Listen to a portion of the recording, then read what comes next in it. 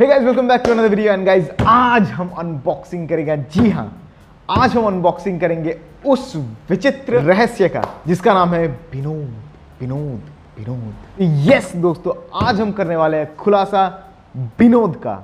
तो गाइज, ये जो बिनोद का भी ट्रेंड चल रहा है, ये मैं नोटिस किया था पिछले 2-3 दिन से ही ऑलरेडी मतलब शुरू हो चुका था।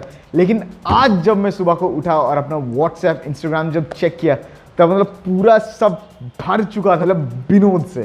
तो आपके भाई ने भी यहाँ पे थोड़ा सा रिसर्च कर लिया। चलिए खुलासा करते हैं, ये बिनोद आखिर है कौन। तो दोस्तों, यहाँ पे कुछ दिन पहले स्ले पॉइंट नाम का एक यूट्यूब चैनल है जो कि काफ़ी फेमस चैनल भी है। तो वहाँ पे उसने एक वीडियो बनाया था कि लोग मतलब किस किस तरह का कमेंट करते हैं, और वहाँ पे एक भाई साहब ने कमेंट किया था बिनोद।